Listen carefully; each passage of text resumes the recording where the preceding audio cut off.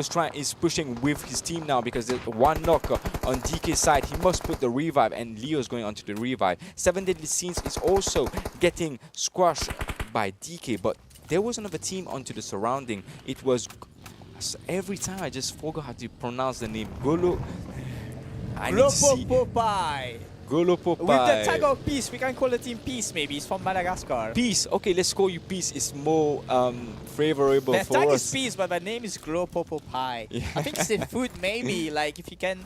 Sorry if we're not pronouncing it correctly. Maybe it's a food. 𝗦𝗧𝗏𝗏𝗏𝗏. Sound like a food. Yeah. Like here, Mauritius is gonna be like something sweet. Like maybe an ice cream. If it's an ice cream, I definitely want to try it. If sounds ever, good. I'm going to Africa. But Sounds good. And the tag is peace, so maybe if you eat it, you feel like peace. So yeah, we had quite a few teams. We saw brutal Psycho Esports, the one team which got knocked out, destroyed into the hovercraft. But the remaining players managed to get into Yasnaya and hide from the surge. And we see DK still at the lower side of the map, and 𝗦𝗘𝗏𝗏 already went to the far east and playing quite of an edge, but the opposition is here for them. There's quite a lot of team in front of them. Yes. You can see like two. And we can see that eSports has better position to actually dominate the zone because on the surrounding, they have more free will to be able to move. But as you compare Reject Esports and Aesthetic Esports, even the Real Deal, they don't have enough space to be able to move, because if they try to move left or right, they're gonna get bullets spread on them. But 𝗦𝗘𝗏𝗏, he would try to get all the information needed onto the surrounding in front of him. Maybe the next zone, which is gonna close in 10 seconds, gonna reveal us where it's gonna maybe a hard shift. It might be a hard shift. We saw that a lot of time. We saw that a lot of time. Even yesterday when I was watching the Nigeria tournament from PUBG Mobile, the hard shift was insane. I was not expecting such hard shift happening. And even the team was like, what is happening? What's going on? Where should I go? There's no space to go. There's a lot of teams. Being in the place of these players, like checking the map, like opening the map and seeing like the zone already like the zone went a little bit to the southern part, still in the middle, so it's gonna be a zone which is gonna take a lot of time to close. But DK is actually making on the west side, like doing a hard flank, maybe to go at the top side, because you mentioned that eSports has a better place into the zone, maybe like he has a better place, but we saw maybe fighting this northern part of the zone, or maybe it's just cleaning the back then coming in front, because we saw Zeus there's unique a lot in of front. open, there's a lot of open field, the opportunity to spot any team running or circling with a vehicle around. Yes, we saw 𝗦𝗘𝗏𝗏 putting the pressure onto eSports. But eSports, look at eSports. he's going close to 𝗦𝗘𝗏𝗏, so I don't know. Not a wise thing to do. Ooh, okay. But it's gonna be interesting to see how it's gonna go. They this are last outside zone. of the zone as well, but we have a lot of time to have around 30 seconds. Yes. Maybe a whole 1 minute to go into the zone, because the zone gonna take quite a few time to close for these. eSports going to knock onto 𝗦𝗘𝗏𝗏. 6 God is down, and 𝗦𝗘𝗏𝗏 is fighting back. blitz is That's down what we into wanna see. 𝗦𝗧𝗛𝗘𝗗𝗏, and 𝗦𝗧𝗏 is down to 𝗦𝗧𝗏𝗏, and 𝗬𝗏 is not going to the push. He It's needs a to get the 2v2 revive. situation. It's a 2v2 is situation down. we can see. Yes. 𝗦𝗧𝗏, he went for the revive instead of finishing 𝗬𝗏, but 𝗬𝗏 as well trying to revive the team. But 𝗦𝗏s with the transport want to take more, but he gets knocked from coco. But this time coco get knocked from another side. Yes. I think it was. I'm not sure. It's brutal. 𝗦𝗧𝗏 coming into the party, and 𝗬𝗏 captain being the only survivor from 𝗬𝗏. Wow. And I think there is the eSports team already sent back to the lobby as well. So it's 𝗦𝗧𝗏 doing the cleanup, and they got a lot of points out of it. And captain having to fight against 𝗦𝗧𝗏𝗘𝗏𝗏 right now, a full Definitely team. gonna cook the nade. Is the nade gonna connect onto captain? And it's wow. Oh come on, Captain Kaish. actually We have knew. action in the place. One of the best player we can see here in Mauritius, trying to do a 1v1, but against captain you can't face.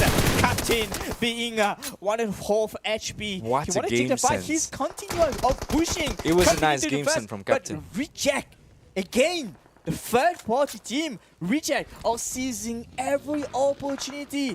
These 8 elimination points coming from third party. It's doing the job, even as a third team. But what's going on to the Northern Pine? Project X Sport as well. Send GK back to the lobby. Project X was pretty GK and decent. 𝗬𝗏 getting sent back to the lobby. Yes. It's a different game we are seeing for this second map of Erangel. I think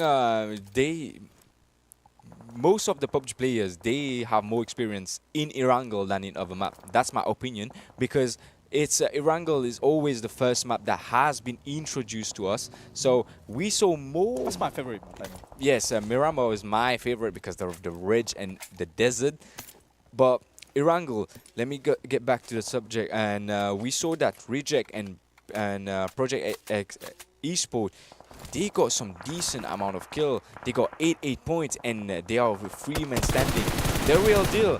They were a bit not hearing them. They are still 4-man squad waiting, and out in the zone. Vibe has a nice position on the zone. I'm liking what I'm seeing for Vibes. Yep, Vibe. Unlucky for the first game, but this time they are standing strong into the mansion, holding this mansion for themselves. Yes. And we can see like Paradox is just holding the zone, and his teammates just getting the information. Okay, a team might come to your position, so I'm just warning you.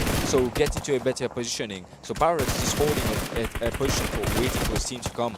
And 𝗦𝗧𝗏𝗏𝗏𝗏 eSports is getting. 𝗦𝗧𝗏𝗏𝗏 still stealing the kills. Like even if Vibes eSports putting the knocks, but 𝗦𝗧𝗏𝗏𝗏 out of nowhere stealing a lot of kills. If Vibes is Frag gonna spot this a lot of rotation going left and right. 𝗦𝗏𝗏𝗏𝗏 entering the mansion. They want a little bit of mansion for them to hold, but 𝗦𝗧𝗏𝗏𝗏𝗏 still taking a few shots. They are not into the zone yet, and we can see Project X Sport as well outside of this 5th zone. It's gonna on the 6th zone, it's gonna damage a lot, so this team can't stay outside this much. So we're gonna see a lot of team going forward. Surprise! Project X Sport taking the knock. Paradox being alone, the only one standing into his team. Decision making was right. We saw Paradox going on a different team instead of his team getting knocked on another one, and Project X Sport also as well getting into the zone. But That's gonna be nice name for Paradox. The team of 𝗦𝗧𝗏𝗏𝗏𝗏 Sport as well, trying their best to hold their ground. As and you, they have one of their player which is Knocker. So Paradox, it's quite, he's quite in a good position as well. He's in a good position. He's in the zone. He can get a lot of kill points if he doesn't get focused. He's in the zone. He's 1 meter only in the zone. But 𝗦𝗏𝗏𝗏𝗏𝗏 Sport is definitely going to push Paradox. The only one thing that happened, Paradox was holding his position and his teammates were trying to get a kill from back. But Paradox, the teammate's timing to be able to get to him was not good. He lost 2 players onto this fight, but he has the elimination point, 12 points. So he's in a good position. He just needs to secure onto. He's gonna put the knock on Peace. Oh my God! It's 1 HP on the situation, and Peace is onto the ridge.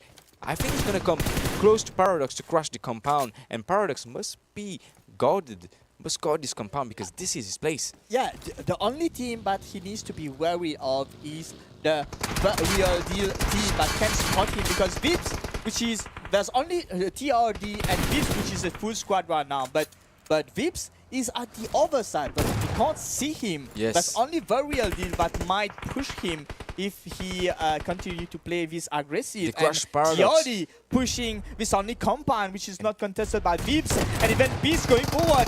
Paradox managed to get a knock on 𝗦𝗧𝗔, but sent back to the lobby. 3 team remaining. TRD. We have TRD, 𝗦𝗧𝗔, eSport, and Peace, a solo player from Peace. We see 𝗦𝗧𝗔 as well are not together into the same compound. There's 2 of them in a different compound, and 2 of them are holding the main, the other side I mentioned, the second main building of this location. But 𝗦𝗧𝗔 focusing That solo on is getting Peace right now. naded by both squads coming from TRD and 𝗦𝗧𝗔. Both of them we want to steal this squad, and which gonna be interesting. Like, maybe they know that there's only 1 player remaining. We want to see this last game a 4v4 fight maybe. Yes, but I think it's going to be a difficult situation for Vibe to be able to cross. They're going to need to throw smoke to be able to cover the vision of They need to TRD. be together as They well. need to, exactly, because they are doing a duo 2-2 split. It's a decent position, but they need to know how to play it. They need to play it together with the smoke, with the information needed, because we see TRD is putting, yes, he's dead. He's dead. He's dead. Spotted. Okay, I'm gonna shoot you with my gun now. Bow, bow. Okay, but we can see a lot of this player, the real deal as well. One of the main reasons they are looking for this kill, because they don't really have a lot of kills. Wow. But TRD ate the bait, and 𝗦𝗧𝗔, like it was like a well set trap for them. But Spectra seeing the push from 𝗦𝗧𝗔, putting a knock, putting a second knock, even if TRD has only Spectra standing, but he got 2 knock he's not in the already. zone, he's not in the zone. It's a 2v1 situation, the zone already in his back. Will he attempt a revive? Yes, he attempted a revive, but the zone is on the edge, on the very edge of his zone. He abandoned the idea for the revive because he knows 𝗦𝗧𝗔 are working on a full revive. He needs to get the revive as well, because this fight is going to be interesting, because Farah they want to push forward. The Spectra need to fight, but the S12K doing the job, spreading the heads. So 2 players remaining in 𝗦𝗧𝗔, if I'm not mistaken. Throwing another nade. Yep. It might be disaster. It might be disaster onto Spectra, it has been connected, but not enough damage to be able to send back to the lobby. Another nade is coming from 𝗦𝗪𝗓𝗓. Is it going to connect to Spectra? Oh, he's ready back. That was a good He decision. has some space into his zone. He's holding the compound. Spectra's just gonna He's push pushing forward. He's taking everything to the end. Spectra, he want to fight, but it's not enough. Versus 𝗦𝗧𝗔 getting the chicken dinner finally. 𝗦𝗧𝗔 eSports. We didn't saw them for the first map of Sandhawk, but the second game was definitely for them. This eSport had only 1 point on the first game of Sandhawk, but this time the positioning, the decision making to hold the second building just next to mansion, in the mansion location, was the play for them. Even if it was a crazy situation, they didn't get that attention, but they didn't get quite a lot of kill points as well, but they survived for this chicken dinner. I bet they are quite satisfied. But Spectra, man, yes, we saw Spectra putting 2 knocks onto the Vibe, but Vibe, the thing, he did not even throw some smoke to cross to his teammate. He was clearly open. That's running. And Spectra just got to the opportunity to actually get the knocks. But when switching on the teams, especially on the TRD, the real deal team, we saw both of them didn't quite have a lot of utility, especially ammo. Maybe they were holding for quite a long time. They were killing, slaying players left and right, but were not getting the occasion to loot them. So they were quite low on bullets.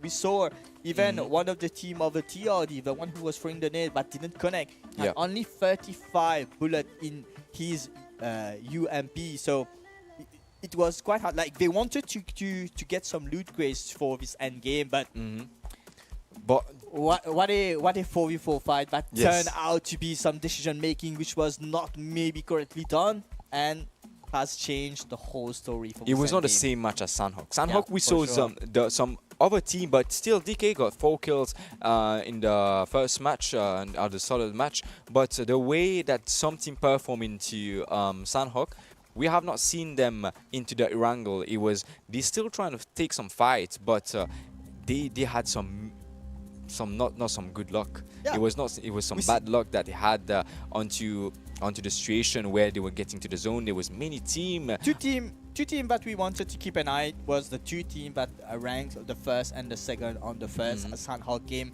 That was DK, which decided to go on the west side of the map, and of course Temper, who was on the east side of the map. Yeah. And we saw them like. And Temper was Trying to getting look around the squashed edge. from 2 teams, basically from 3 teams, because there was 𝗦𝗧𝗔𝗚𝗘𝗃, there was another team called 𝗦𝗧𝗔𝗚𝗃 that was putting the pressure onto Temper. Yeah, like the first team who went off them was that hard rotation of eSports, and during the fight, out of nowhere, Reject was like going around and stealing those kills. Like we were seeing this fight. Maybe the gunfights were bringing a lot of attention into the zone, and until the end, 𝗦𝗧𝗔𝗚𝗃 came and just brushed off what was remaining. I think we might see Reject as the MVP team, because they got a lot of elimination this match. For sure. And early on, we saw Mega, when they opened the map, we saw that DK was doing a nervous rotation passing from Yashnaya to be able to get from the location of eSports. Do you remember? Yeah. So we don't know what happened to DK onto that rotation. Was it a good decision for them, or it was not? Because if we see about the zone, it's closing quick. It's not taking a lot of time to close. So some other zone, it's closed on 2 minutes. This one is closing quick.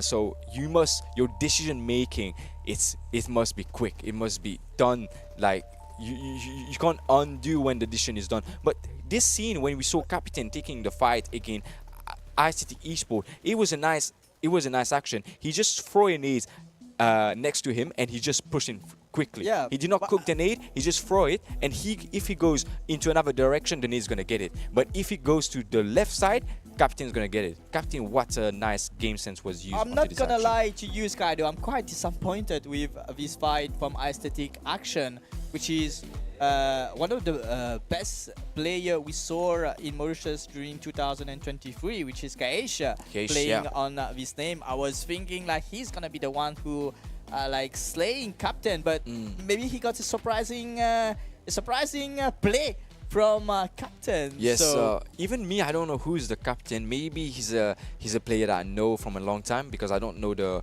Captain name. But 𝗃 also, he got into a fight with a nice experienced player, I must say. So 𝗃 also has decent. Team Unique represent Mauritius for ISF for this year. It was a decent play coming from them. And we also have other teams that's going to come from the other group. We have 𝗦𝗧𝗔𝗚𝗃 eSports. That's a pretty decent team from Madagascar is going to come. And also 𝗦𝗃𝗃𝗃, we have not seen you into the action from the match 1. Even for the match 2 that we saw that you enter from 2 players. I don't know what happened, but we must see you in full squad and full action. We are waiting for this game start coming from you, because I've been spectating the Nigerian Pubg Mobile, and you guys are playing very good there. As we mentioned earlier, Mega, there was no smoke thrown from the Vibes players, so that's why Spectra also got the opportunity to get 2 knocks. Vips had a lot of smoke. We can see on these highlights 5, 3. Like there was a lot of utility, a lot of smoke on the Vips eSports side. Yes, but it was they not didn't well use used. It was not well used. For an end game, you need to use everything. Maybe they were confident for this end game without thinking, but maybe. Yes, it was just a solo.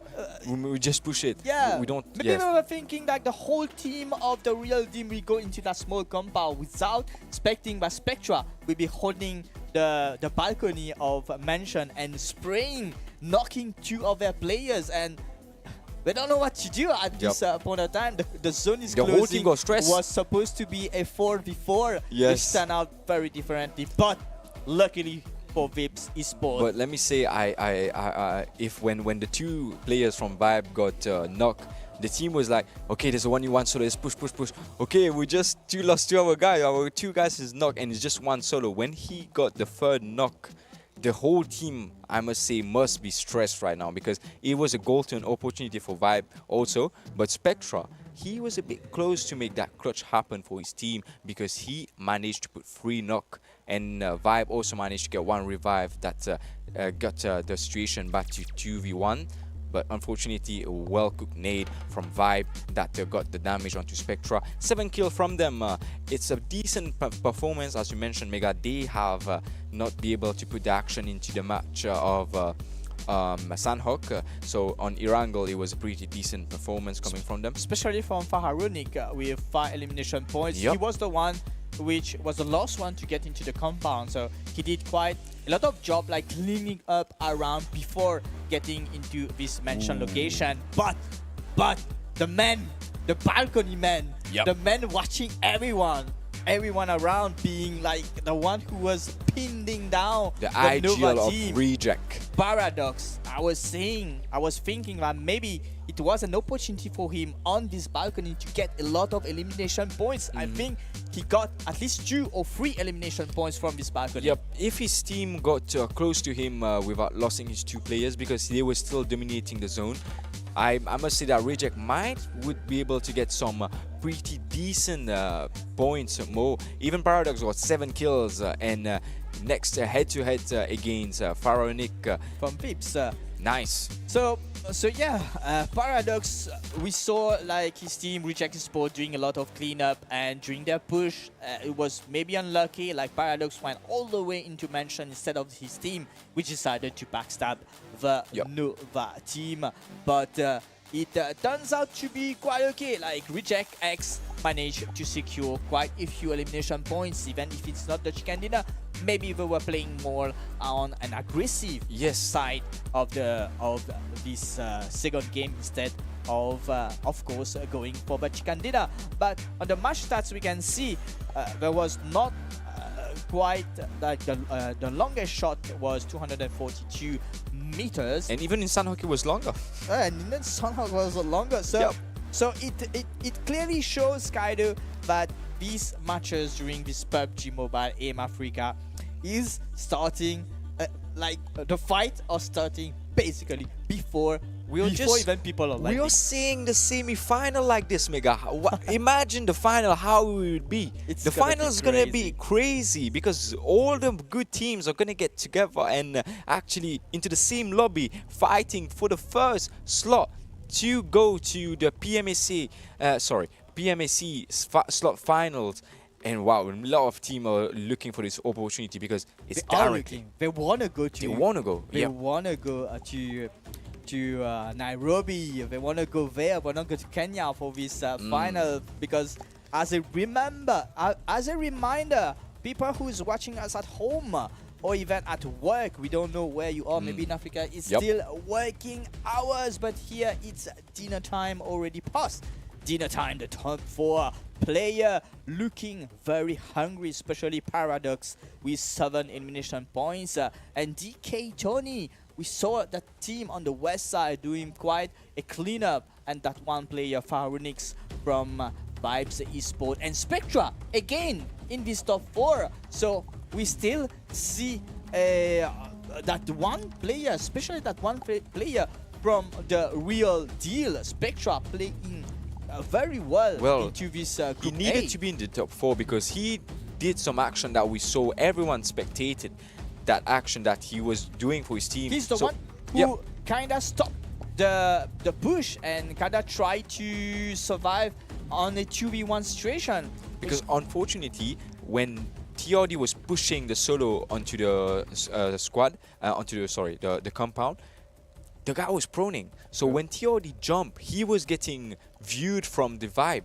So if there was smoke blocking the windows, the teammate would be safe. Something that we should have considered to do, like thinking that maybe all the players of the TRD team was on the ground. He used 11 smoke in total for this match, and we saw that Vibe. He got the chicken dinner. He only 1 smoke and 9 nades. It's pretty decent that you use 9 nades, but I think smoke, the 2 or 3 nades were used at the end. Like on one player. Yeah, trying you're right. to slow down, maybe thinking that Spectra was working on the revive, but Vibes did finally revive their players to end this game, and at least they secure quite a few elimination points, 7 on a total, for a total of 17 points, and Reject X with Paradox 7 elimination points, bringing a 12 elimination points total with 16 points. The real deal. Even for a second place, they secure 12 elimination points. We can see so far that these teams were not, maybe Reject X did well for the first game, but this second game is a different first page. We can see 𝗦𝗧𝗔𝗚𝗏 eSports getting into the first place, even 𝗦𝗘𝗠𝗏, the Peace team, getting into the first page. So we're gonna face again a third game of a wrangle already started, and a plane coming between shooting range and Severny all the way to Novo, passing through 𝗦𝗘𝗠𝗏. We saw on the second game, the game earlier, that 𝗦𝗘𝗠𝗏 had a lot of fight, and we can already see quite a few fights at the north side of Shelter. Yes, and Reject also already lost a player from eSports doing their split rotation on Shelter, and we're still seeing that 7𝗏𝗘𝗏𝗍 is fighting INF onto, I think we saw the fights onto apartment, but are still the fighting on apartment. There's quite a mess around Shelter. We see maybe a few other teams on underground, and maybe some at the top at the trophy room. And maybe. We still see that the team that landed on DK on the match of Erangel, on the previous match of Erangel, they still landed on 𝗦𝗘𝗠𝗏. So I think now they're going to be more prepared to take the fight together as a team than they did in the previous map. Look at Captain skin. Is that the new skin we just released in PUBG Mobile? I think it's the new skin. The Pharaoh skin. Very expensive. It's clearly sure that these players are not here just to play. Yeah. They are here to flex a little bit of skin. So grab yours if you want to flex as well. Everyone is here to complete and skin competing as well. You do have some exclusive skin as well. I have one that yellow one you used to put. Yes, the babe outfit. Sometimes they like to say that when you have something unique, it's good. It's good because you feel very good when you have something unique. So my only unique outfit is the babe outfit that I have into my account. That's only the realest thing that I have, because I don't have any gun skin, but I only put UC to buy battle pass. I never put UC to get guns. But when the babe came out, Mega, I was like, I need to get that. I need to get that. No amount, like no matter how much I'm gonna put to be able to get it, I'm gonna get it. And the first free quiz that opened, I got it, thank God. And we still see that Reject and eSports are still taking the fight onto back to apartment. 7𝗏𝗏𝗍𝗏𝗏 and ENF taking the fight into the apartment next to school. We don't usually see fights here, but we already see for the second game the full squad of Team Infinity. They want to seek, they want to look for the 7𝗏𝗏𝗍𝗏𝗏. You're not running back. You're not running back. We are fighting. The previous match we did not fight, so this match we're gonna definitely fight. Answer already got a knock, and Didi is running straight. And the whole 7𝗏𝗏𝗍𝗏𝗏s are running. But no, we're hearing him like going on the top side.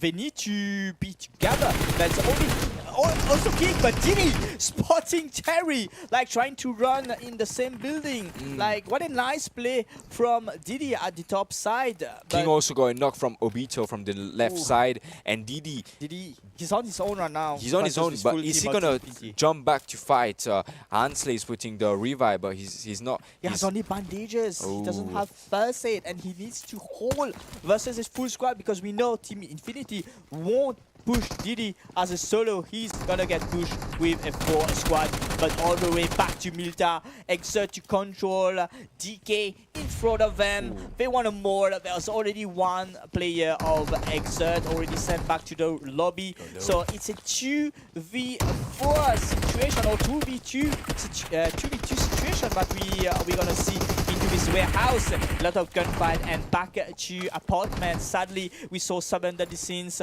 already back to lobby. So DK and Exert, who's gonna take it? We see bandages being put by 𝗬𝗏𝗏𝗏𝗏𝗏. like getting ready for this fight. Phantom holding quite at the far side of the rest of the buildings. But Zodex getting a surprising push by DK, but they want more, and it's back to lobby from the team Exert as well. Donkey getting 4 elimination points. Each player got 1 of them, so we're gonna not fight for the points so and DK, far. sadly, Leo went back to the lobby, but still, it's the second time that this team got sent back to the lobby and trying to fight DK. So I don't know if the next match, there's not going to be next match Irango, it's going to be Mirambo for the last match of today. And they already know that DK, we can't fight with them onto the Milta. I think we need to look for another base, another drop location for us, for our team to perform. The points are looking very interesting, Skydo. Like, it's very close. We are talking about the top 4, which is going to qualify for each group. As a reminder, we have 4 groups that's going to play. Today is the group A, tomorrow is going to be the group B, and on Friday is going to be the group C. And the next week, on Tuesday, we're going to see the group D fighting for their top 4 as well. And each group, their top 4, going to go for the 2 days of finals waiting for them on next Thursday and Friday, the 14th and the 15th of August. So save these dates, ladies and gentlemen. And if you don't want to miss any updates, stay tuned with us at eSportsfaction on our socials. The only links to go is www.socials.esportsfaction.com.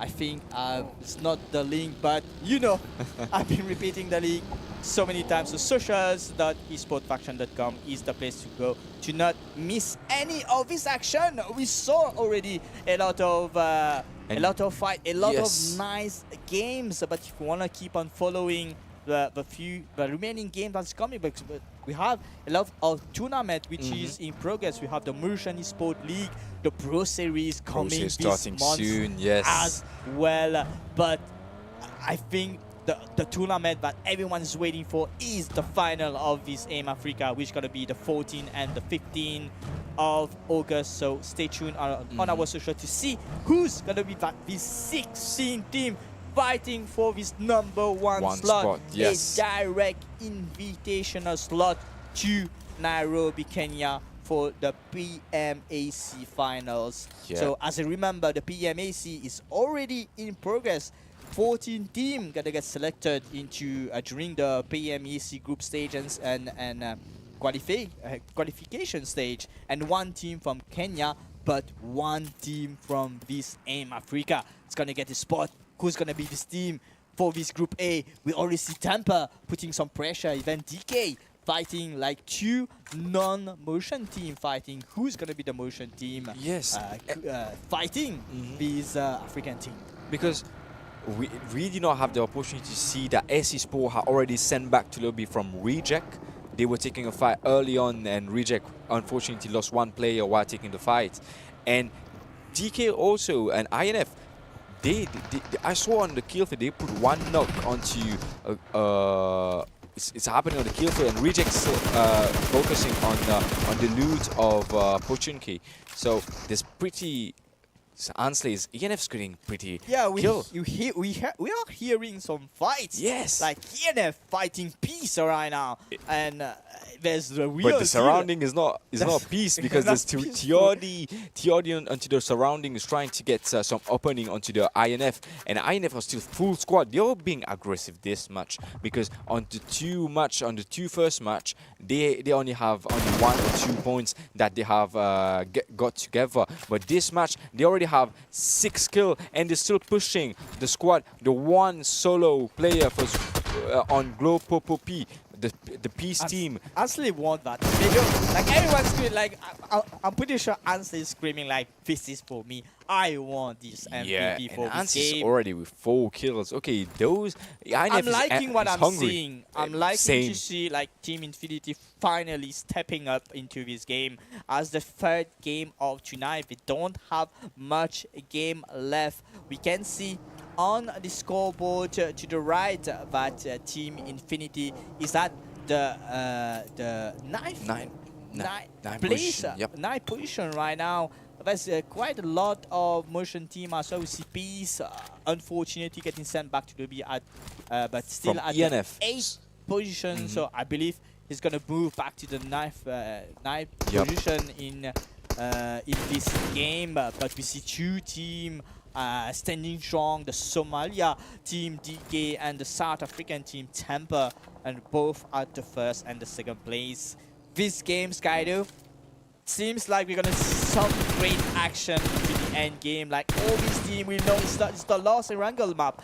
Like they want to fight, and Brutal Psycho Esports, finally we see some action from them. Yes, we saw action from them. I think they were keeping this team onto their rotation because they are a bit split. That's how they are getting better angle to actually fight the team. And Brutal Esports is putting the crash onto the Infinity Power, and they have been going back to the lobby pretty for the free match, the first team. So are they gonna save this? Come on, the Kenya fans, I hope you're screaming into this chat, because right now Kenya, Brutal Psycho Esports pushing forward. They want the points. 𝗦𝗧𝗛𝗘𝗗𝗨𝗟𝗘 might not be sent into the right location, but why not sending another one? But all the remaining players on IP are quite split. We have Dogboy at the far other side, which can he be knocked his own teammate. Ooh, not really a wide decision. Maybe some communication mistake going on, but another nade from the Brutal Psycho Esports team, which finally puts an end to the player at on the top floor, and one remaining player of IP, which is left with he don't have it. Like he couldn't run away with his transport. Transport got destroyed, and now he needs to try to save himself. I'm not sure how he's gonna do that with a full team of Brutal Psycho Esports.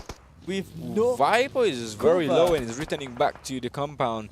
They need to find an angle to get the knock onto the Infinite Power. Is the lowest guy. Yeah, he's the last guy, and they need to do this quick, because out of nowhere, any team can come and the zone either is closing too. steal the kill or backstabbing them. They are into a zone which is prone for a lot of rotation, a lot of team rotate on this road. And I think they finally, no, they still haven't yet sent that one remaining team back to the lobby. Yes, he's still behind a rock. They will definitely get him, because there's a bit of walking to get to the sniping tower, and we now see a fight between ICT Esports and Project X Esports, and we see on the screen that Donkey are making a rotation onto the ridge up, and ICT are in a good position, but I want to see some action from action, bro. yes, definitely we're gonna see some action, because he is using a DMR and an AR. He's not using any shotgun or UMP or AKM. He's using a DMR onto Erangel. So I think in long range, it's gonna be decent. They know that they need to look for these points. They need to maybe kill steal, maybe third party, some fight which is going on. Really far from them, maybe playing this game, but right now they are getting some attention on a team which is really in front of them. Is the DK team at the lower side. Everyone is sticking another one. So he tried to connect one of the shots, the forcing DK to fall back, because come on, you can't fight this kind of game. But he's still trying to maybe 𝗦𝗧𝗔𝗚𝗏. We see DK, Leo. I want to see Temper fighting. Temper is fighting God. Project X. Where is it? What Where is is it? going on? Project Two X. knocks on Temper. Temper already 2 players down, and Project X 1 player down. Is it? Maybe Temper again, like he split. Temper's no, Project X falling, and Temper is on the ridge. And Temper is still trying to fight this fight, but is getting together as a duo. And he got knocked by into a third party from Vibe Frags from to another angle. And those Project X knows, because on the scene where they are playing is team player. So if they saw the team player while getting the other knock, they must know that it's Temper's getting squashed. But it's already confirmed from Vibe. Vibe has 1 kill. Last man standing for Temper. He went into a different scene because he was getting squashed by 2 different teams. Zinc, we know that player is a very good player. Yeah. He might make some pretty good decision while playing a solo. Where we saw him like come on securing a lot of points. And Donkey Mega. Oh my god. Okay, we see Tony holding quite a weird position, but 𝗦𝗘𝗘𝗏 is not really like applying that much of pressure. We see Federal like falling back on the right side. And we see on the map that DK he went to a different angle. Oh, what a knock by Action. You were saying I want to see action, some action, and there's action. So what a knock from, and he's putting more nades and to throw. I don't think we'll be able to put the revive. Action, can this nades be able to connect? No connection. It's not connecting, but DK has a nice cover. Yeah, Donkey has a nice cover. exactly. So Action is going to be difficult for them to push. But he got into another knocks. Leo, he knocks the same player that he knocks again. Leo, so it's low. Action, I think his name is nearly over. And Federal, I think, got knocked at the other side trying to flank. So he got a backup from 𝗬𝗏. So only Mascot and Action holding this position. Yep. And of course, there was that one player of DK like preventing them from pushing forward, preventing them from going on the high ground to get an opportunity to knock either Tony or that another player from DK. But 𝗦𝗘𝗘𝗏, wise decision, I could say, exactly, falling back against the DK team. Oh, Mascot was the only one that could not get, but he got one knock. Finish the kill and finish the kill, bro. Finish the kill. No, bro. Oh, you should have finished the kill, bro. But 𝗦𝗘𝗘𝗏, I see Federal returning. Yeah, Federal don't want to play with fire right now because DK for sure is a team which are on a fire, 31 points. Oh, it was nice, you know, that player that took the ridge, and Federal also got knocked by Leo. It was a disaster that he took that decision to be able to come to his teammates, because his teammate was not. There's no way he was able to get the revive, so it was not a wise decision for him to come back as he got knocked. And 𝗦𝗘𝗏𝗏 eSports is gonna be playing with a duo right now. I'm pretty sure on the communication it's like he's gonna say, okay, you're not gonna say that I didn't come. I tried to come. We hear this very often in communication during our LAN events, but because we do have a lot of LAN events here, like people rushing us from Africa, I invite you to try to go into our YouTube, our channel, to see all the live LAN event we did. We do a lot per year. We did at least 5 or 4 LAN events from different organizers as well. So take a look. If LAN events is not common in your country, do come for our LAN events, especially during the end of the year. We usually do big ones, so you can maybe celebrate New Year. All the updates, all the photos, all the video, all the communication that happened during the event is on our on Facebook, on eSportsfaction, so you can check some how of the LAN event went for eSport Major, for Gaming Arena, our most the Gaming Arena with the opening ceremony and so on. We do all that. Maybe you haven't heard about our country before joining AIM Africa. Now is the time maybe to know a bit. Like maybe during this stream we're gonna use some Creole word because our mother tongue is the Mauritian Creole. So maybe you can learn a few. You can hear also our accent, which maybe can sound a bit French. Because we are B language, like we use 3 languages, like the Mauritian Creole, English and French. So I think you know Bhojpuri as well. I know Bhojpuri. I know Hindi, but I'm not gonna speak Hindi right now. A lot of people might be clipping that and posting and tagging me on social media. I don't want that. But we see that the zone starting getting small onto the way, and Reject X already nice in a decent position. Even I can say that 𝗏𝗏𝗏𝗏, he got the 𝗏𝗏𝗏𝗏𝗏 on his hold. He just needs to survive his back because Reject he's in a pretty decent position. Yeah, we haven't seen Reject, maybe because you're playing as a trio. like we saw the first game they played aggressive, and the second game they played even more aggressively. But and they already got 4 kills and say, okay, let's be quiet now because we're still playing like a trio. We got 4 kills, so 4 the points. position is okay. Yeah, The compound is good. Very good. Which is good. It's a very good compound to And intercept a lot of I was teams. saying that 𝗦𝗧𝗛𝗘𝗏 need to focus on the back because Project X is trying to enter the Pochinki. Is trying to get. I don't know. It's the same for you, but we are seeing a different Project X what we used to see during our past tournament. Like Project X is playing very well, but unfortunately, 𝗦𝗧𝗔𝗚𝗏 like smelling this backstab behind them and preventing Project X Sport to even attempt to backstab them. And a lot of player which is very low, one player which is knocking Project X Sport that needs a revive. A few smoke is being sent, but is 𝗦𝗧𝗔𝗚𝗏 going to push forward? Like they are holding their position, which is quite favorable for them, not abandoning their zone. But they're holding, but Project X. If they give opportunity to Project X, 𝗦𝗧𝗏𝗏𝗏, like Project X will keep on going at the back of them and getting a high ground of them, preventing them to maybe advancing forward or defending themselves from different shots from different teams. Ooh, it was a hard shift for Reject and 𝗦𝗧𝗏𝗏𝗏 because they were not in the zone, but Reject, the zone is not too far away from him to be able to get into the zone. And we see that, Project X joined Pochinki, trying to get into the next zone. His teammate already got to the movement.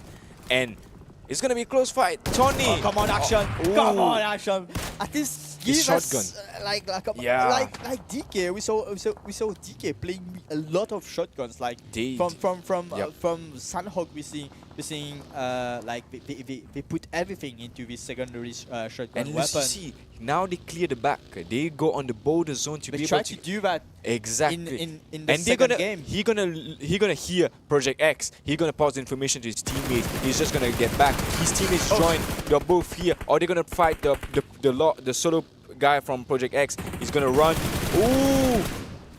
Oh my God! There's what no is he doing? 𝗙𝗏𝗏𝗏 switching seat, trying to get a knock, but luckily Project X Sport managed to run, but not everyone was that lucky. We see Toby pinned down into a compound. Now a lot the remaining players of DK is advancing forward between them, but there's another player, Project X Sport, I think, which might give the help to DK is crushing the compound, which is not in the zone. There's 21 seconds. Oh, what a knock by Tony. It's this synergy of DK that we were saying. Tony knows, like he knows he's gonna peak. Impressive. And that one remaining player from Project X needs to run the fastest possible, but the crash that we finally waited. Project X as a trio versus Team Infinity as a full squad. 𝗦𝗧𝗏𝗏𝗏𝗏 trying to throw some nade, but didn't connect as well because Project X Sport has already invaded the compound, the building which was next to Infinity, and 𝗦𝗏𝗏𝗏𝗏 got a few shot backs, half HP, slowing down their push.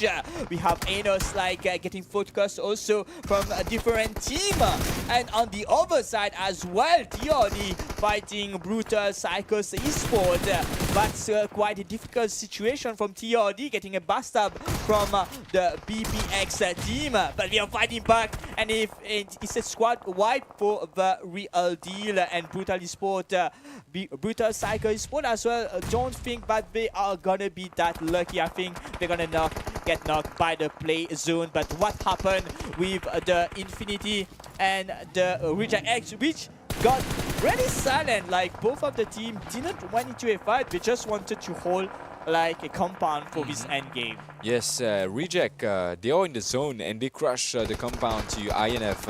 And we see DK is just trying to control the zone about the surrounding of the open, because there's no team where Tony is actually rotating to get information. But INF and Vibe, they're gonna need to fight. They need to move. INF need to push zone. Reject. I think Reject is they are maybe on the edge of the zone, but not for Team Infinity. Maybe not Of course not for 𝗦𝗧𝗔𝗚𝗘 eSport as well. So Reject X, they want to go What for a what? knockoff One in it from Rush God, knocking one of the player 𝗦𝗧𝗔𝗚𝗏, which is maybe the captain of the team, not the IGL, maybe the captain, and it's a back to the V for 𝗦𝗧𝗏. So it's a 3v3 situation between ENF, but we are seeing Team Infinity not really putting the pressure, maybe because the mobility is not fair. They can't go out, they can't push Reject X, because on the other side there are 𝗦𝗧𝗏 waiting for them, waiting for this fighter. But Terry taking everything into his hands, DPS, but at the backside he didn't check behind the door, my friend. And Obito as well, as a good 1v1 player, but surprisingly he got a knock, but frags from 𝗦𝗧𝗏 steal the fight. Honestly, what a name. Honestly, hello my friend. He heard you. Hello, he heard you. Team Infinity back to the lobby, and 𝗦𝗧𝗏𝗏 as well. A lot of teams, kind of 4 teams trying to get into this small zone. A lot of players, which is not the only team which has a lot of players alive right now is Reject X. Are they gonna get this chicken dinner? Yes. Let's try it. A lot of game, a lot of the previous game we tried, they wanted the chicken dinner. We saw Paradox playing very well, and this game as well. 6 elimination for Paradox and playing very well, doing a cleanup. Even DK can't face this game. Tony being the only one standing. Tony in and the the DK last team. survivor of and Temper. Zeke as well. Zeke was the sole survivor since I think Q zone, and he's into the fight. Maybe he can create a surprise. We saw Zeke on a lot of 1v1 situation, getting his fight, like clutching for his team. Can he try again? He's trying to blindly send a few nades, but DK nice he knows knock there's from DK on Zeke. the left, but Reject X being not knowing where to focus. On the right side there is the DK team, and on the right side there is the Temper team. And Reject now hasn't drew a nade, which unfortunately for Zeke bounced back outside, but Temper getting spotted now by DK, which is preventing. So Tony is preventing Zeke going forward on Reject, but Reject, they want to play safe. They're holding this compound. They know there's no rush back to the lobby from Tony, from DK. So it's a 3v1 situation. I think it's a close game. Like, there's no way Zeke. There's no way Zeke. Don't do this. Don't do this. Yes, it's a winner chicken dinner for Reject X. Finally, they get it. Like, they struggle a little bit for this end game. They were trying to know where to focus, with Tony putting some pressure, and Zeke, like, one of the 2 best players of each team, I guess. Yes. So it was quite difficult for them to try something, but that advantage of having 3 players played them right. The thing, DK was 4 players. So Reject was fighting INF, and DK also crushed the same position where Reject was holding. But DK, I don't know in what communication that they lost 3 players while doing the crush, because Temper, he lost 3 players early on from the fight, and Zinc was the only lone survivor for his team. So it was a decent survival for him to be able to get into the zone, because it was a difficult toss, let me say. It was not that easy toss to be able to get to the zone and to be able to get 2nd position on it. Yeah, which like I was saying, he was solo for quite a while. Yep. And there was a lot of fight. It was like from the side that he came, we saw Tioli fighting Novex there. We saw even the brutal Psycho eSport getting like wiping each other there. But I don't know where did Temper Zeke, like what path he took? What path he chose, yes. Yeah, like a rat sneaking into this end game and securing the 2nd position is still very good. Like, we know, like, since the start, Temper is playing a very nice game. The 1st game was for them. They got a chicken dinner on the 1st game, but the 2nd one they got quite 3rd party by the other team, but securing a 2nd position. Temper is still into the game, but Reject X, as in trio, they're playing very good. They're quite a while. Yep. They got Infinity, which was very next to them. They took quite a while to engage the fight, and it was a wide decision.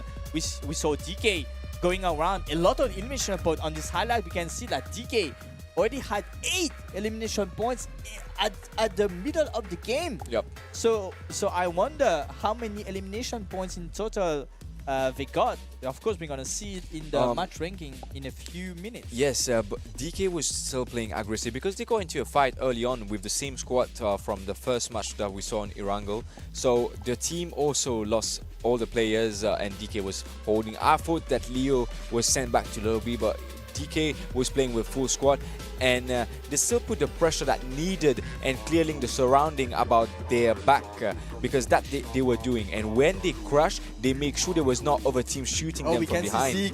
We can see Zeke was on the left, yes, and he was all alone, and they knew because he was with a vehicle. Johnny was like lurking around. Maybe we were trying to fight.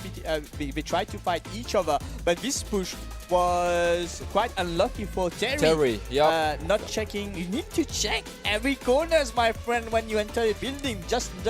Don't just knock and get inside. But like, this action is funny for 𝗦𝗧𝗛𝗘 because his nickname in Creole, we call him 𝗦𝗧𝗛𝗏, and he did not quite heard the need cooking from this action, but it was pretty decent performance coming from 𝗦𝗧𝗛𝗏. But I don't think, as we can see on the left, Tempa did not have any elimination kill, so they only got the survival point for them to get into the leaderboard.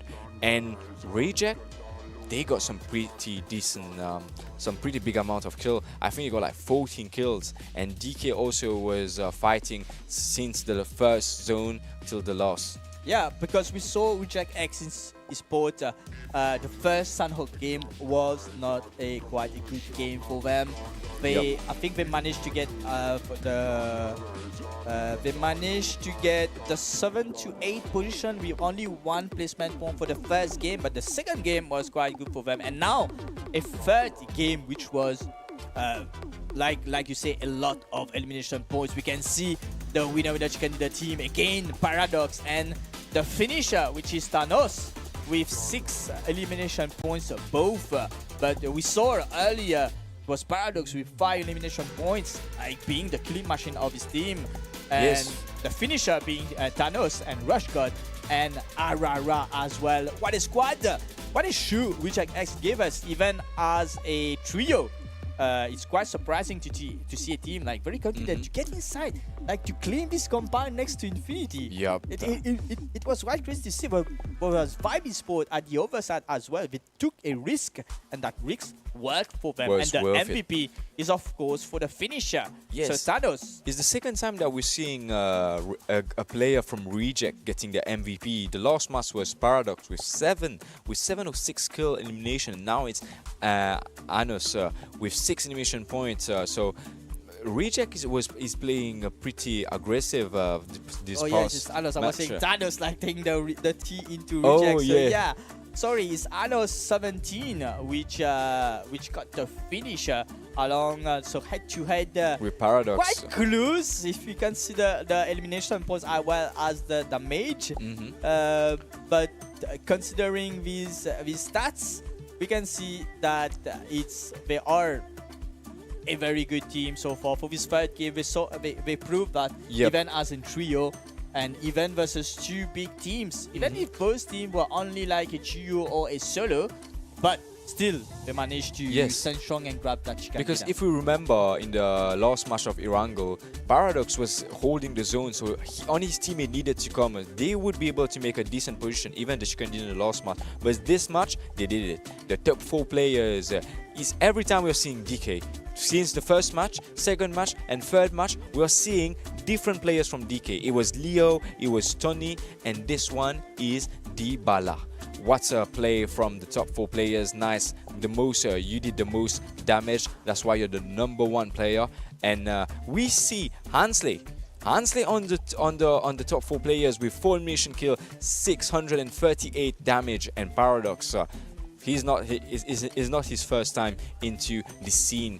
It's the first match of 𝗦𝗏𝗏𝗏. We already saw him onto the MVP, and now he's back again on the top 4 players onto the second match of 𝗦𝗏𝗏𝗏. On this stats for stats, we can see like 2 players of Reject with 6 elimination points so far. So for sure, it's already a double-digit elimination points for 2 players. Like counting with the rest of the team, I believe we're gonna see on the match ranking how many points they. Yeah, it's gonna. That's most probably. It's gonna be close. Lot I don't think points. it's gonna be a log. It's gonna be the top 4 teams, I think it's going to be pretty close, and below that is going to be a bit of a gap of the point. But we see for this match of 𝗚𝗥𝗔𝗡𝗗, no airdrop was looted, and there was more variable into this match than the other match was played, and further longest kill was 351 meters. 58 players, 53 eliminations. So there was 5 players that got eliminated in the zone. So might be a rotation, late rotation that got knocked and killed by the zone. But yep, there was much fight into this match. Top 4 teams, we have still Temper with 0 kill, 483 damage. 5 nade was used, or I think most of the nade was used by 𝗦𝗧𝗛𝗘𝗗𝗏 on the last moment. Reject, the second team, 14 kills, 174 damage, and 𝗦𝗧𝗔𝗟𝗏. There was 13 smoke used by Reject and 11 nades. That's a lot. That's a lot. And DK Even for too. DK. Yep. DK had more damage than Reject because he was doing the surrounding and Reject was fighting on the compound. He was focusing. We saw DK doing cleanup. He was doing the cleanup. That's why he has the most damage hold. And we saw Vibes. They even got the chicken dinner for the second match of 𝗚𝗥𝗔𝗡𝗗, and into the second match, I mean the third match of tonight, they're still putting the work. So I think they're gonna be into a decent position onto the leaderboard of the Group A today. Okay, so this is the match ranking. We are not seeing one of the team, unfortunately. I'm not sure which one, but we can see so far Reject eSports with a total of 14 elimination. Like, that's a lot of elimination. I believe that's the most elimination points we've seen so far for these semi-finals. Yes, that's the most elimination points, because we saw 15 elimination points were done by Temper for the first game, but 14 is for Reject X. But that's some great points, because with 24 total elimination points, that's gonna increase their ranking for the first game, which was not favorable for them. But this the second game and this third game gave them a lot of points that for sure they have climbed on the overall leaderboard match. But we of course gonna see after this next upcoming, the last game which gonna play, which gonna be a Miramar game. My favorite map is gonna start soon, so soon. And Reject also, I think they're gonna be the first team onto the leaderboard if they have a decent performance in Miramar too, because when we see the second match of 𝗚𝗥𝗔𝗡𝗗, Reject was still alive. He was getting the kills, but Temper and DK was already sent back to the lobby. And this third match too, Reject did a nice job, so he might be the first team into the leaderboard for tonight. But we are gonna see, because there's gonna be the last game of tonight coming soon for you, for the PUBG Mobile Aim Africa, brought to you of course by eSportsfaction with the partnership of 𝗦𝗘𝗏𝗏 Media Group. So I hope that everyone is enjoying so far. If you are, please give us a like or a follow. Subscribe. Anywhere you are following us, maybe on YouTube, on Facebook, or even on TikTok, do give us a follow to not miss any action that's gonna coming soon, especially the finals, because those teams fighting for this Aim Africa. We are only on the 5th day of this event. We saw 4 days of group stage, which was off screen with 120 teams, and now we have only 64 teams split into 4 groups. And tonight is the Group A, the last game coming, the Miramar game. Who's gonna be the top 4 advancing? Who's gonna be the first 4 team getting a slot for this final, because they are fighting for a total prize pool of 500 100 USD, and of course a lot of UC. Yes. But the most important part is the first place of the finals, getting a direct invitational slot for the PUBG Mobile Africa Cup final. Faster aim, 𝗦𝗧𝗦𝗘𝗗𝗏.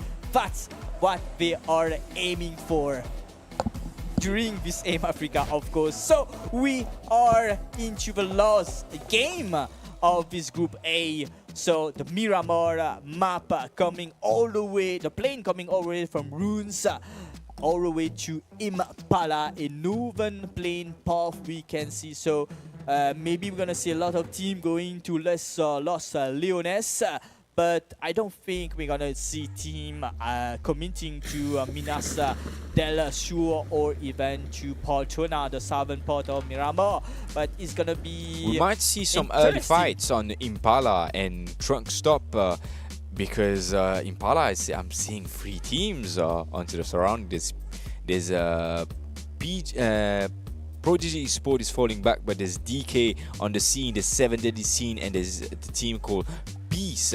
And on Truck, we see Tempa also fighting with Infinite Power. So there's some fights happening onto the first round. Miramar again. We already see. We see DK just keep taking the fight. Yeah. DK every time is taking the fight, except on Sunhawk. There was no one that landed on bootcamp, but since 𝗏𝗏𝗏𝗏, the second match, the third match, and now the fourth match, the last match of tonight, they're still taking a fight. So they are fighting till today for the Sunhawk. It was the only match that did not fight, and DKD was actually putting the pressure onto Peace, and they got 1 knock. Oh yeah, so DK waiting for his teammates. I believe like we might see DK like maybe thinking they are quite in a trouble, like seeing Reject X with a lot of points. So maybe DK are thinking like we need to focus on this skill, and they are trying to go forward, but Peace is not letting it go. But Leo finally got a piece of arc and sent him back to lobby. We already unfortunately seeing the Madagascar team losing 2 of their players, and we need to continue this as a duo. We see a lot of team as a duo as well. We see Infinite Power, the Kenya team as well. Yeah, they're playing with a duo. Yeah, playing as a duo for this last game. Like, yeah, we know that they know it's the last game. And see, DK is putting the smoke and actually knows the guys, so they know how to. Their team synergy, their game sense actually. Wow, I'm very impressed. I'm pretty sure we're gonna see an aggressive play from DK, but Peace, like Lopopo Peace, Sanji, I think they already know that the last guy is onto the church and holding the position. But the push was like he went slow on this reaction time. Maybe. Yes, he was slow and it's not. I know it's not that late in Africa right now. Like there's only 2 hours of difference between. Oh, he just heard a lot of footsteps and said, "Oh my God, which one should I shoot first?" And he did not actually get the right sound when he was climbing the stairs. But DK is making the push for the last guy of Peace, Moven. And he was cooking a nade, but unfortunately the nade slipped from his hand, and he jumped from DK. DK, he's got a Geo pushing onto the last guy. Peace, ooh, a shotgun, close range, a shotgun, Always DBS. We see 𝗦𝗏𝗘𝗏𝗏𝗏 also coming onto the scene from Impala to be able to get a better positioning on DK. This might get into a fight if DK doesn't know that 𝗦𝗏𝗘𝗏𝗏𝗏 is spying on them onto the ridge, because 𝗦𝗏𝗘𝗏𝗏𝗏 is a full 4 teams that have some pretty decent loot, and we see that it's a split doing from 𝗦𝗏𝗘𝗏𝗏𝗏 that Sneaky is from another angle, and King and DD is onto the ridge. So it might be an opportunity for 𝗦𝗏𝗘𝗏𝗏𝗏 if DK, when going to get the transport on the road, and 𝗦𝗏𝗘𝗏𝗏𝗏𝗏 can see them taking the transport, because DK, they did not land to be able to get their vehicle first. They land to fight, and the fight's already been done, which 𝗦𝗏𝗘𝗏𝗏𝗏𝗏 heard that they got the rotation onto the ridge. I'm trying to understand what happened with the execute team, Ooh, which is yes, I the forgot. Kenya team, which is not even into the scoreboard. Wow.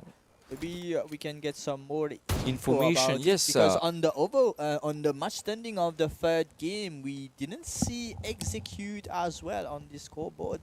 Maybe something happened, but for sure, I hope it's not something about the rules and regulation, because we saw a lot of teams not getting qualified for this semi-final just because of the rules and regulation, because we here at eSportsfaction, we are clear on that. We are clear, like, we are strict, we we are- follow every rules there is a from rule Tencent. book. Exactly. Everyone needs to follow them, and there are no exceptions. Every time it's like this. It's been like this for years, and we've been respecting that. So, because you were mentioning this team, and I was hoping to see. Yes, me too. I was hoping because they did not for the day-to-day for them.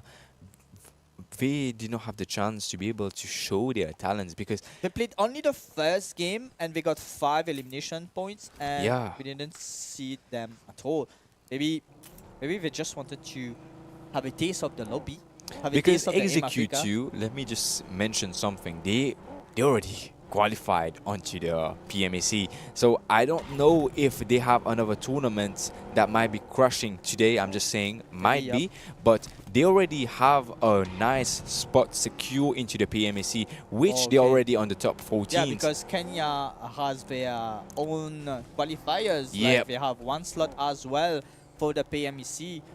So okay, hopefully we gonna see them. I like, think good we're luck. gonna see them from for PMAC, but definitely we're gonna see them. But we don't know if those points that they got today is gonna be enough to get to the top 4 for execute. As Definitely not. definitely not. Yes, Like because we only see 4 teams, especially like fighting for these 2 teams. Like the teams that I'm gonna mention are especially teams which already got some nice chicken dinner, and 1 team who didn't had any chicken dinner yet. We haven't seen a chicken dinner owned by the team DK.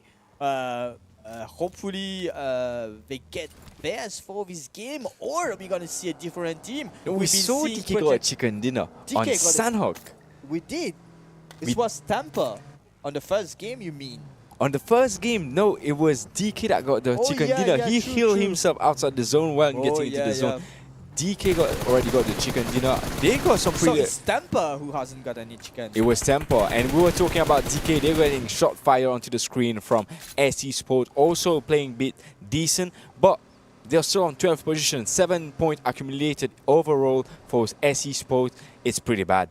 It's pretty bad for SE Sport. As some the S blinks, it's the ideal of the team, and also a player named 𝗦𝗧𝗔𝗡𝗗 from Rogue, who is a very good player that has performed into some decent competition into the previous years. So I'm excited to see, maybe because we knows them from Mauritius that their favorite map is Miramar, and they always perform good in Miramar, but we don't know if this match is gonna be enough point for them to get into the top 4, because every time that they did perform on Miramar, they did make on the top 3 with nice amount of kill.